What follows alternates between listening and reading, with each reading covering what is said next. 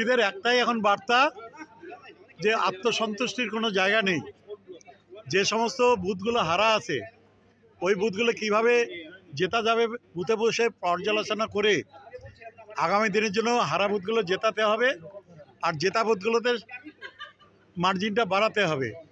আর এই জয়টা কুচবিহারবাসীর জয়, তারা ভোট দিয়েছেন এবং আমরা কৃতজ্ঞতা জানাচ্ছি কুচবিহার জেলার পক্ষ থেকে, তৃণমূল কংগ্রেসের পক্ষ থেকে মমতা ব্যানার্জি এবং অভিষেক ব্যানার্জিকে। কারণ তারা যেভাবে কুচবিহারের এই নির্বাচনী প্রচারে বারবার এসছেন, কুচবিহারবাসীকে যেভাবে অনুপ্রাণিত করেছেন, কর্মীদের অনুপ্রাণিত করেছেন, তার জন্য তাদের দুজনকেই আমরা অভিনন্দন জানাচ্ছি, কৃতজ্ঞতা জানাচ্ছি। এবং আগামী দিনে আমাদের মূল লক্ষ্যটা হচ্ছে ৯-৯। এখন আমাদের টার্গেট 2026কে টার্গেট করে ৯-৯ আমাদের করতেই হবে। তো এটাই আমাদের টার্গেট। এই সিদ্ধান্ত আজকে হয়েছে।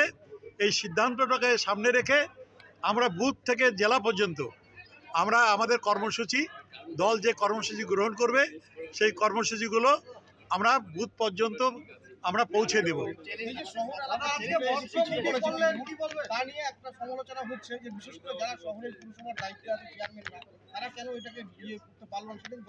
দেখুন, শহরাঞ্চলে চেয়ারম্যানরা কাজটা করে, ভালো কাজটা করার চেষ্টা করে সবসময় কাউন্সিলর, আর সংগঠন তাদের দায়িত্ব হলো ভোটটা তুলে নেওয়া।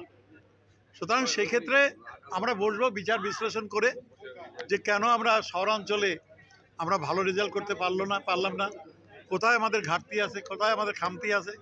নিশ্চয়ই আমরা বসে আলোচনা করব, কাউন্সিলরদের সাথে, সংগঠনের সাথে আলোচনা করে আমরা সিদ্ধান্ত নেব যাতে আগামী দিনে যাতে শহরাঞ্চলগুলোতে আমরা ভালো লিড নিতে পারি।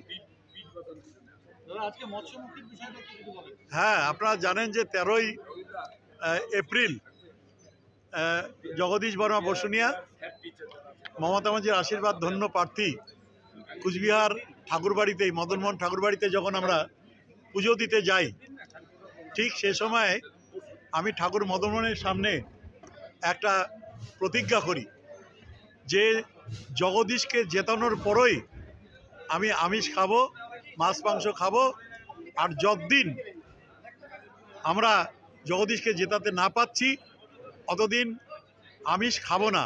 এবং কোনো কারণে যদি জগদীশকে জেতাতে না পারি তাহলে সারা জীবন মাছ মাংস খাবো না।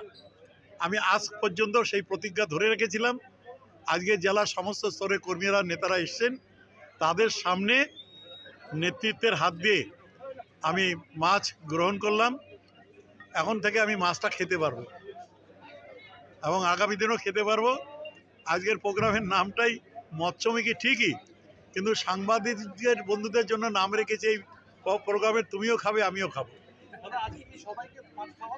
হ্যাঁ, সবাইকে কাতলা মাছ, মুরগির মাংস, আর হলো পোলাও, ঘি দিয়ে পোলাও তৈরি করে, পোলাও, মুরগির মাংস আর হলো কাতলা মাছ।